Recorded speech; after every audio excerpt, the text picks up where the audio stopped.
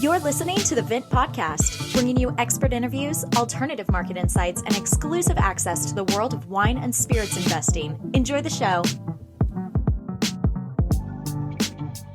Hey everyone, welcome back to another episode of the Vint podcast. I'm joined unconventionally in studio by Billy Galanko, as always, but also with our director of wine, Adam LaPierre, who is not unused to taking the spotlight on the Vint podcast, as we had him fill in for Billy a little while back. How y'all doing? Doing great. Thanks for having me back, gents. Yeah, and I am happy to be here as well on a rainy day in Los Angeles. I was worried I wasn't going to have internet. It's here 2 nights ago. I had the air conditioning on. Last night I had the heat on, and today I just turned everything off completely and put on like 4 layers of clothes. So I don't know what's going on the East Coast, but LA rain sounds better than whatever we're doing. No, it's just basically everything shuts down and people drive slow. It's like snow in the mid-Atlantic or a blizzard in Minnesota. Same thing. Yeah, we used to get off school because it was too windy sometimes because they were afraid the buses would blow over on a bridge. So that's a real thing.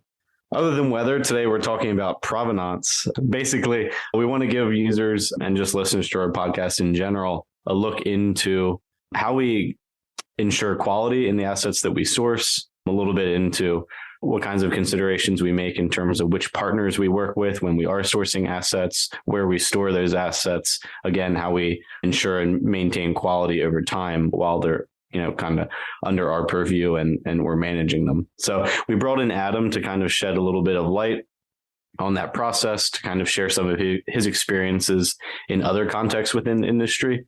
Yeah, Adam, why don't you just tell folks, give people an overview again of what you do and just a little bit about your background, and then we can get into some question asking and answering.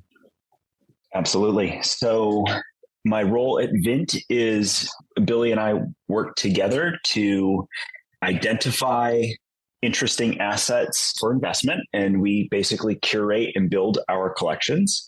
We source from our global supplier network.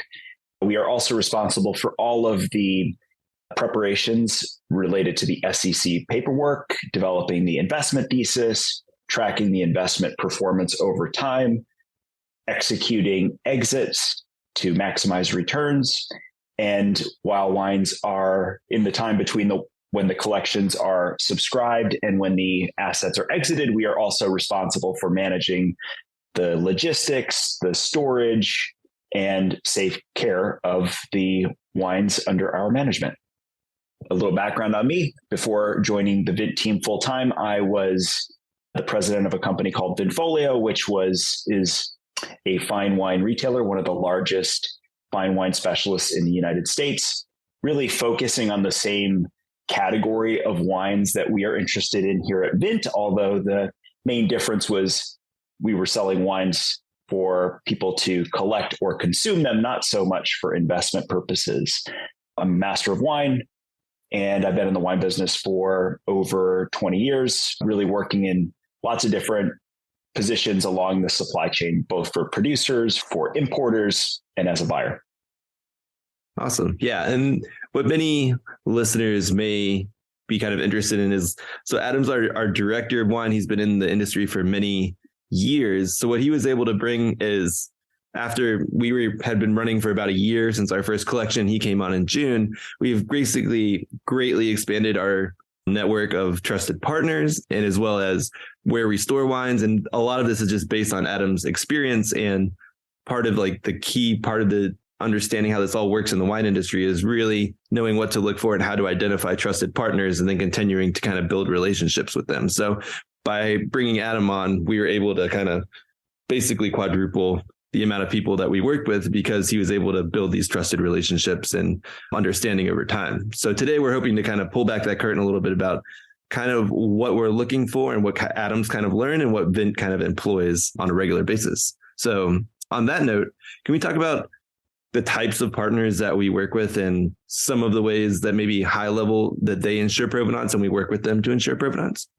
Yeah, I think one of our key sort of risk management strategies is working with a fairly narrow range of trusted suppliers and getting as close to the producer as possible in our sourcing efforts. So we are sourcing wines from wineries directly. We are also sourcing from negociants and other merchants.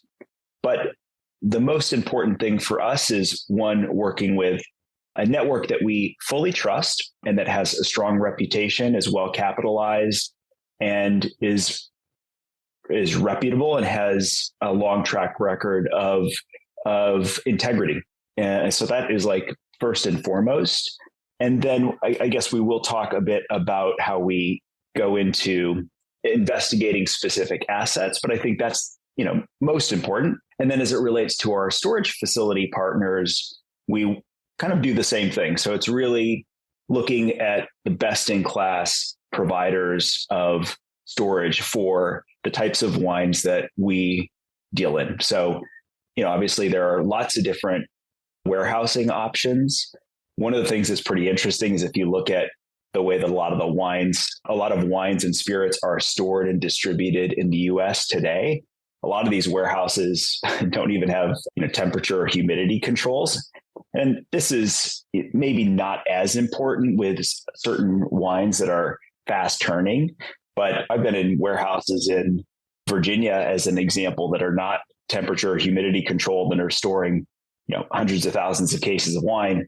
So there is a real difference, in quality. And so for us, obviously, finding the players that are really operating at the absolute highest level, both from the standpoint of merchants and warehouses and logistics providers, is paramount for us.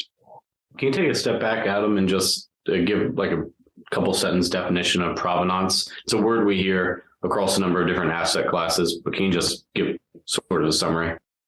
Yeah, I think, provenance, I don't know that I can give you the official definition, but the way that I think about it is the establishment of an asset's life cycle up until the point that you take ownership. So really being able to establish where an asset has been stored, who has owned it, and where it ultimately came from. And having line of sight and confidence around provenance has a very important impact in how an asset will appreciate and what the resale value of an asset is over time. And this is, I think particularly important for wine, obviously, as a perishable good, one that has a very long drinking window. So a wine that can age for 50 years, obviously. A few hours in suboptimal conditions can have a dramatic impact on quality. So really, provenance is just so key for rare and fine wines that are age-worthy. Nice. So on that note, talking about the storage again. So when we are storing these things and they're going through different processes, we reference a couple terms once in a while. We say in bond storage, and also to your other note, we talk about transportation that has to do with where wines are stored, but also the transport itself has an impact on the wines. Can you quickly touch on the in bond and also, the impact of transportation and where we store our wines? Yep. So in bond references, in particular, a network of warehouses in the UK. And basically, in the UK, there are bonded warehouses, which are specially commissioned and facilitate the storage of wines without having duty or tax paid on them. So the advantage is that, if you're trading wines, you can acquire wines without having these duties or taxes levied, and you can also resell them to another buyer without incurring these taxes.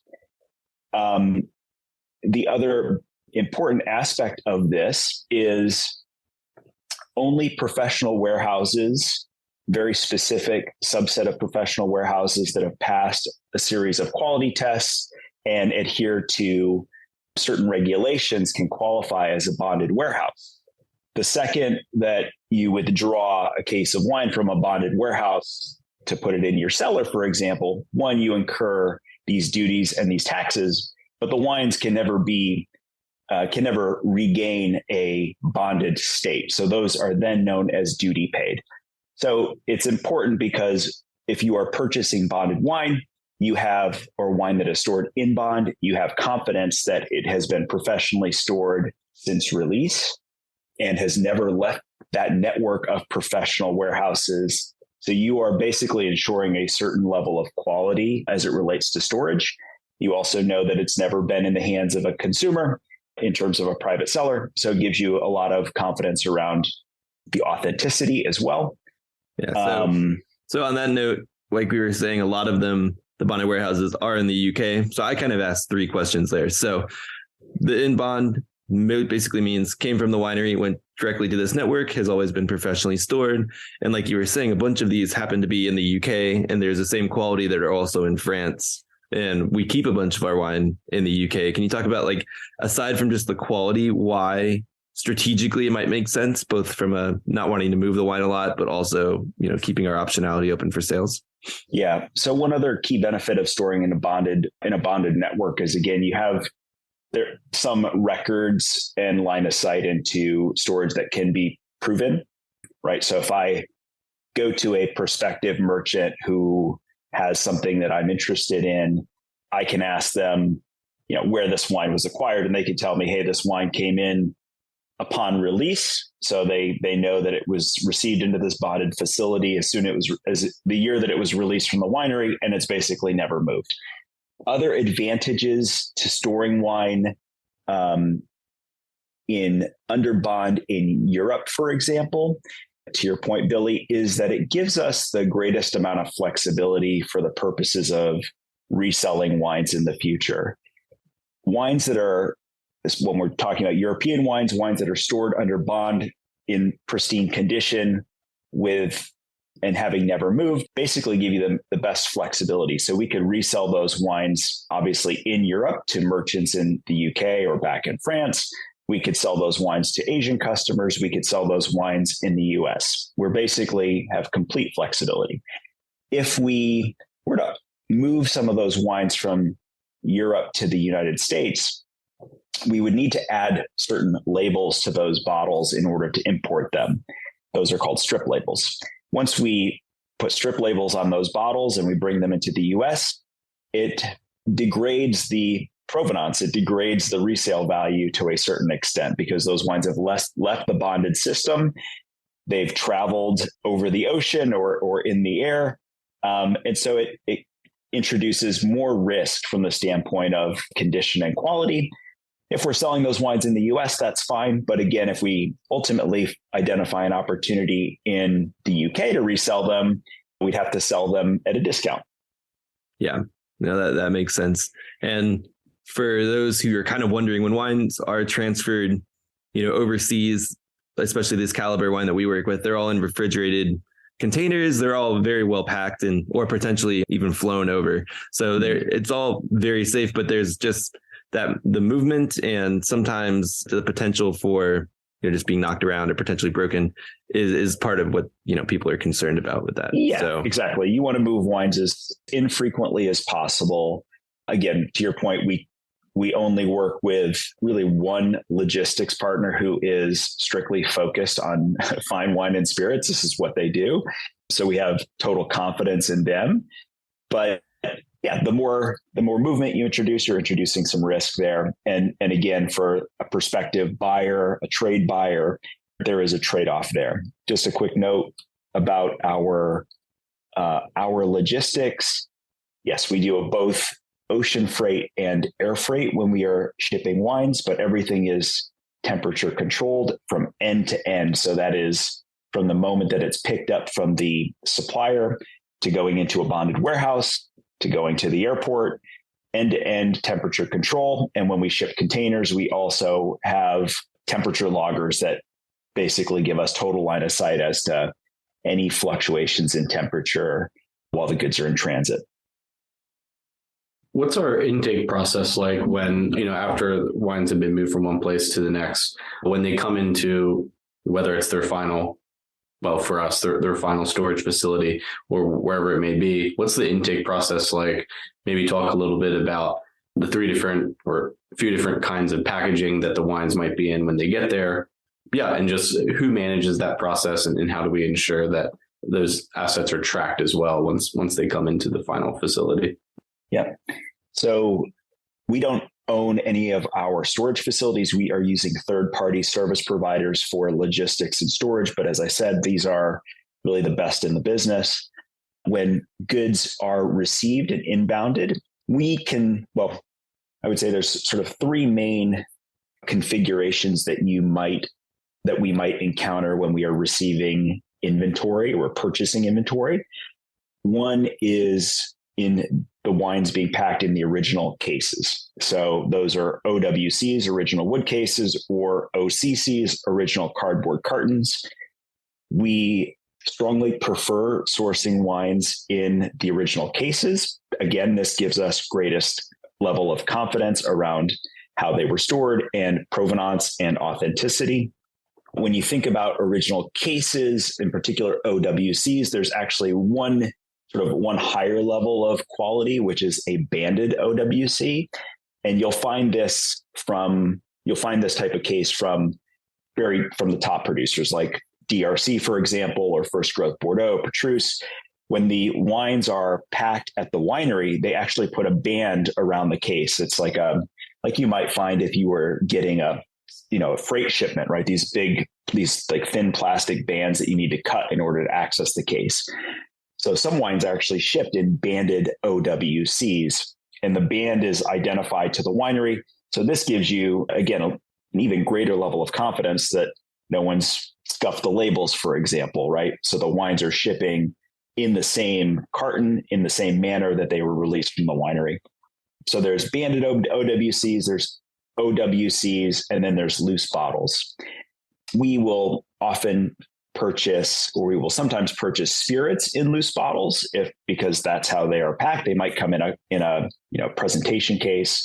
Occasionally we will buy high-end Burgundy in loose bottles because it's almost impossible to source certain quantities or case quantities of certain wines. So as an example, we've got a collection upcoming where there are 3 unique wines. 2 of those wines are in OWCs or OCCs, in fact, original cardboard cartons. And then one of the wines is 6 loose bottles. And the reason that I purchased those 6 loose bottles is because they were all coming from the same supplier. They were bonded inventory, but there were 0 cases of that particular wine on the US market or on the global market, in fact. So there was no option to purchase those wines in an original case. So loose bottles, as I just mentioned, is the third way that we would see bottles coming into a warehouse. And the process, not every, sorry to cut you off, but not every producer will package in, a wooden case. Is that correct? So it's not like, cardboard is necessarily, totally lesser. It may just be that producer doesn't even package the wines in that manner, right? Exactly. You'll find, most of the Bordeaux producers are packing in OWCs, DRC, and some high-end Burgundy producers pack in OWCs, but a lot of Burgundy producers pack in cardboard cartons, like Rousseau as an example. Fantastic producer, wines selling for $3,000 to $7,000 per bottle, and these wines are shipped in cardboard cartons. So it doesn't necessarily mean anything either way. But for us, again, the point is getting these wines in one as close to the source as possible from a sourcing perspective, and then in the condition that is as close to as released from the winery as possible. Yeah. Another just quick note before you hop on there, Brady, is the banded OWCs. The bands are like kind of hermetically sealed, or basically it's impossible to reconnect the bands once they're disconnected.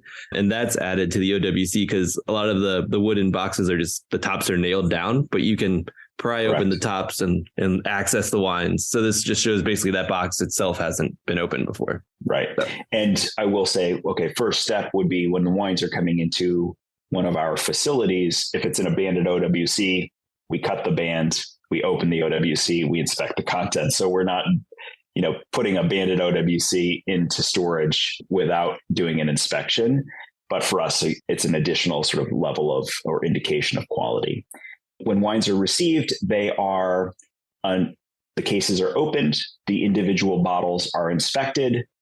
What they are inspecting is the fill level of the bottle, meaning how much wine is in there, looking for any signs of seepage or heat damage, checking the capsules, checking the labels, and basically assessing the overall condition of the bottles. We are really dealing mostly with fairly recent releases in the scheme of things. And so, we would not accept anything less than pristine condition for the assets that we are sourcing. But if you are sourcing older bottles, for consumption, you might accept a lower fill level or some scuffing of the label or some damage to the capsule, things like that might happen when something is being handled. But for us, this is not a concern and not something that we would consider. And then the other thing that happens is the bottles are authenticated. Obviously, certain wines are faked more than other wines, but the warehouse basically operates with a risk matrix, really looking at wines that are potentially at the highest risk of being faked, and they are checking the security features that the producer has added to the packaging and basically going through a checklist to authenticate the bottles. Once the bottles are authenticated, then they're put into our storage location. Every case that we own and are managing is assigned a unique rotation code, so it's unique to us. And then we also have the team capture photographs and provide us photographs for our records. And then by way of insurance, I think this is a question that I specifically get from investors a lot. Can you tell us about some of the considerations when it comes to insuring the assets? What sorts of events are we guarding against, whether that be a bottle dropping or something breaking? What are the safeguards that we have in place to protect our investments and the assets and our investors from something like that happening? Yeah. So everything that we are managing is fully insured at replacement value, which is important for us because these wines and spirits are extremely rare. Many people insure their wine assets, at the cost that they paid. But for us, if a bottle of DRC was broken 3 years into the future, getting reimbursed for the cost that was paid for the asset won't quite get us there. So we need to be focused on replacement value, which would obviously capture price appreciation from the time that we closed a collection until any type of loss might be incurred. One of the nice things is with the storage facilities that we work with in Europe, insurance is basically part of the program. And the goods are insured at full replacement value, really for any type of loss that might be incurred. And then for our domestic goods, we maintain separate policies that, again, give us the level of coverage required for the amount of goods that we're storing in a specific facility. And then we also have insurance for goods, marine insurance for goods that are being transited from one location to another. So basically from end to end, goods are fully insured at replacement value. Yeah, people might wonder about marine insurance, but there's that famous story. I think it's one of the earliest vintages of Pingus was actually on a ship that sunk. The wines weren't damaged. They just disappeared because the whole ship sunk. So definitely important to have. So as we're going through, I guess we've talked about kind of what the intake process is. How do we do a little bit of our vetting ahead of time? And how does that vetting differ based on maybe the sources or how we're looking at the items for spirits and wines? Yeah. So in many instances, it depends on the asset, but in many instances, when we find something that we are interested in, we're curating a collection, we will enter into a tentative agreement to purchase the assets. In many cases, that agreement is pending receiving photos or some additional documentation that shows the origins of the assets, especially for the highly rare assets. We will also almost always investigate with the prospective seller where the wines have been stored and get comfort around where they came from.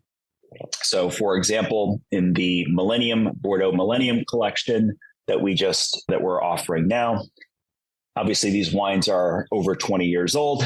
So you don't just want them to come from any location. We purchased these from a negociant, so a merchant in Bordeaux who buys directly from the chateau. And the wines that we procured have basically been at the negociant's warehouse, the same negociant's warehouse, since they were released from the chateau. So we know that they were collected in probably 2002 from the chateau, moved maybe 10, 12 miles to the negociant's warehouse, and basically have never moved ever since. So that's the type of dialogue and investigation that we'll have with every asset. And again, with assets that are more scarce, maybe a bit older, we will do a deeper dive around the provenance and obtain documentation to establish that provenance as well. Awesome. How does that differ with our spirits assets? Wine versus spirits.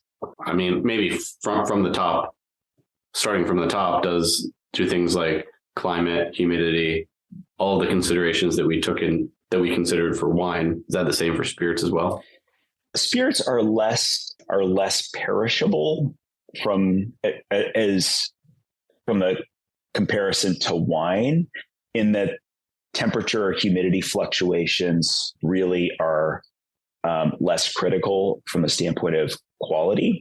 That being said, high temperatures can be a problem because of the high level of alcohol in the spirits, can induce seepage and other issues around the integrity of the packaging.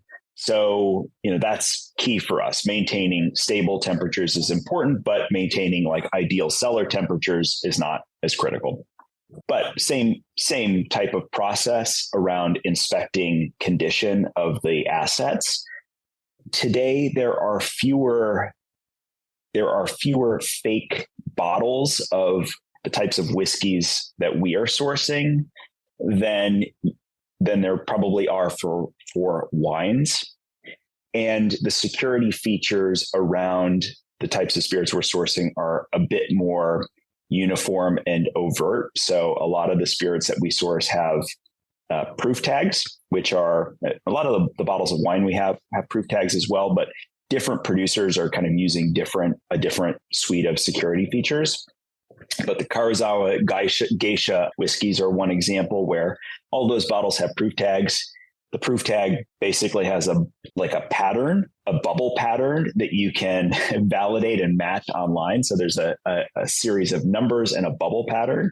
You can go to their website, punch in the numbers. It'll present 3 different bubble patterns. You identify the pattern that aligns with the proof tag that's on your bottle, and it will tell you if it's authentic or not.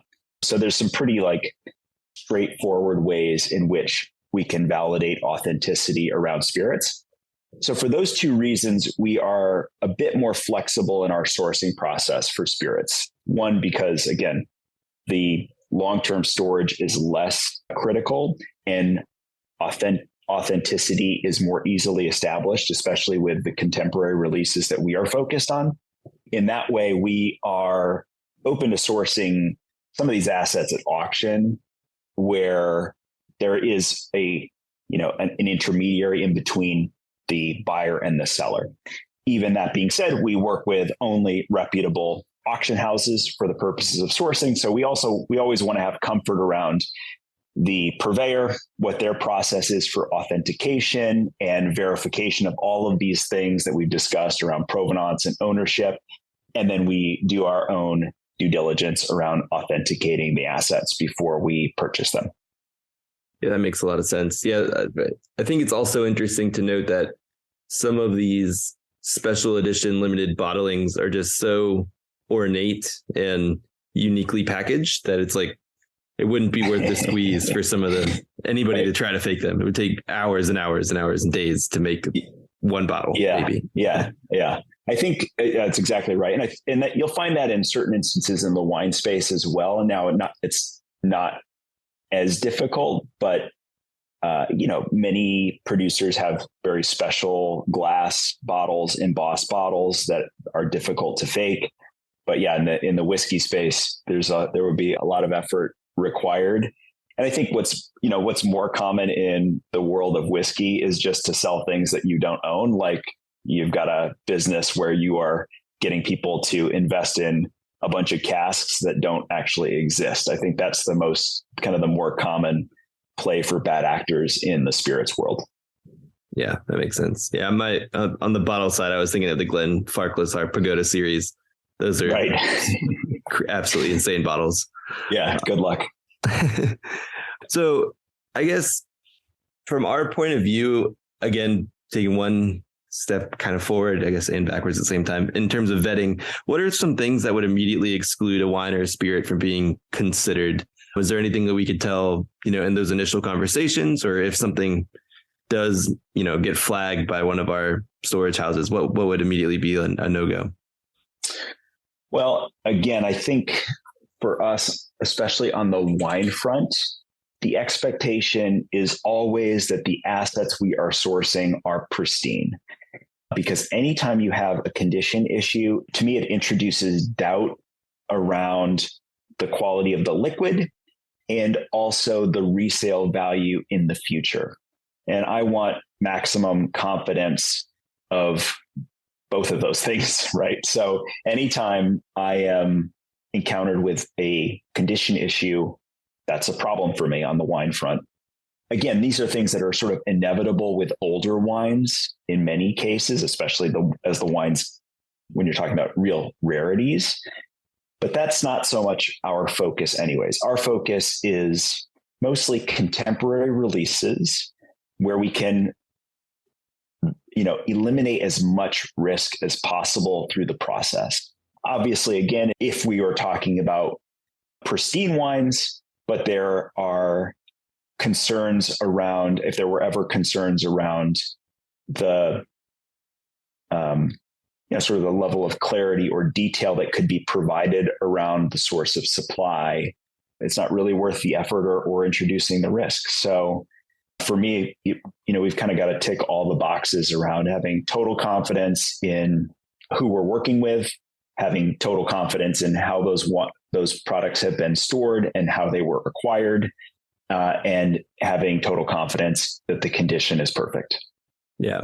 And another layer that we do, we've had a few private collectors, especially on some whiskey fronts, bring us their collection and they say, oh, these are my prized collection. They're worth this much, and they put a value on it. And another thing we occasionally do is just go through and do the due diligence on, are these bottles, where these come from? Are they as unique as they say they are? And that has come up a few times where we've identified a few that somebody's flagged as extremely rare, and they've been asking a certain amount of money, and it's just not a good investment for the platform. Right. And if we were ever to go, let's say, for example, we were going to go and buy some spirits that were owned by a collector, we would first start with looking at that list, evaluating fair market value, having those discussions as a first step. And then we would do a deep dive into sourcing. We would ask them to provide documentation around where they purchased those assets. One of us would go on site to their facility, wherever these goods were being stored, inspect the conditions in the storage facility, and we would actually inspect the goods on site. So we would do all of that before we even agreed to transact. And if we were on site, we would pack and collect the goods at that point, so they were never touched by that person again, meaning chain of ownership was basically transferred to Vint at that point. But that's it, to the extent that we can minimize risk and doubt at every step of the process is just best practice for us. Is there a kind of a time or experience that sticks out in your mind, Adam, where you were able to try a wine that maybe was pristinely stored, perfect provenance, maybe that was a little bit older, that, really made a difference in your mind, the kind of storage and care that was taken maybe with an older bottle, and you got to enjoy that one? Yeah. I think there are a couple of experiences that stand out just top of mind as you ask that question. I think a few years ago in San Francisco, I was able to participate in a wine dinner that showcased the wines of Chateau Margaux, which is one of the Bordeaux first growths. And these wines were shipped directly from the chateau. When they shipped them, they also included a temperature logger as well. So we could see, and they shared with us the data.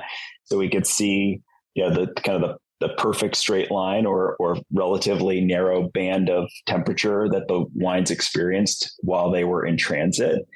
And we had an incredible assortment of wines from the chateau, including 1996 Margaux and a 1982 Margaux.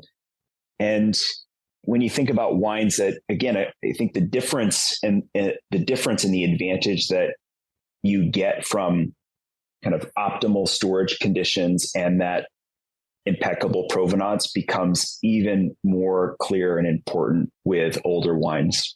So to have the confidence that you are tasting these wines in kind of their best possible form, because those variables have been minimized, I think makes the experience that much more special. I also had a pretty interesting experience, this going back maybe 10 or 15 years, where I was in Rioja, Lopez de Heredia, and they produce and are known for releasing wines that are much older than their peers. And they're a producer of like a very old school Rioja.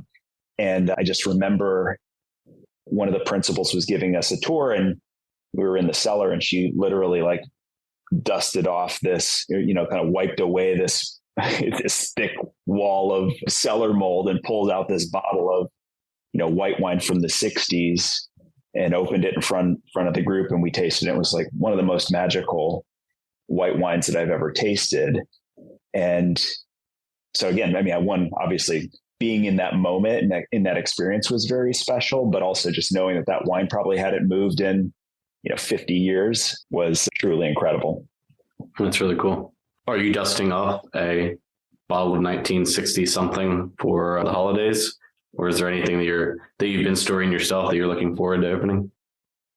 I have some, I'm actually digging into some Burgundy for the holidays. So we've got some Redbergs from 09 and 10 that we're going to be trying. And Champagne is definitely one of my go-tos as well. Don't have any old bottles identified. I like sort of mid-range Champagne, but those will be kind of our two go-to regions for the holidays. Nice. So Adam drinks DRC during the holidays. That's the tagline. Are you wanting us to ask you about what you're opening, Brady? Well, I need to find a company of people that I can open these things with, because more of a Coors Light crowd that I hang out with around Thanksgiving, which is fine. But at least Miller Lite is champagne of beers. That's a Now that you said that, it's High Life, buddy. Oh, High Life. Yeah. Oh no. But yeah, so for those what's listening, the beer of champagnes? The beer of champagne. Corbel. Oh, does it have to be champagne? It could be California champagne, quote unquote. Schramsberg. I'll have to find that out. But yeah, so for our listeners, though, we will have some Thanksgiving recommendations in our episode that's released the week of Thanksgiving. So stay tuned, and we'll dive into a little bit more on that. But what I like, Adam, about your story is, one, you mentioned 96 Margaux. That is in our Bordeaux Classics collection. We have some of that, so that's great. And when we did our retreat prior to you joining last January, the whole team got to try. It was only a 10 or 15-year-old white Rioja from Lopez de Heredia, but that was still, Jordan still talks about that. Our team was actually able to experience that, which was so that seems to be a through line with the Vint team as well. So love both of those. All right. Well, I think that's all for this episode. Adam, thank you so much for joining, and we'll have updates on upcoming collections soon. But for now, stay tuned, and we'll have another episode for you guys next week. Cheers. To check out our current offerings and to sign up for the Vint platform, find us at www.vint.co. That's www.vint.co. For questions, comments, or feedback on the Vint podcast, please email us at support@vint.co. Vint and VV Markets are offering securities pursuant to Regulation A. Our offering circular as amended can be found on the SEC website. Past performance is no guarantee of future results. Investments such as those on the Vint platform are speculative and involve substantial risks to consider before investing. We may provide communication that may contain certain forward-looking statements that are subject to various risks and uncertainties. Information provided in any communications, including this podcast, is not legal, business, or tax advice. All prospective investors should consult a legal, tax, or business advisor concerning the subject matter of any communications and any offering.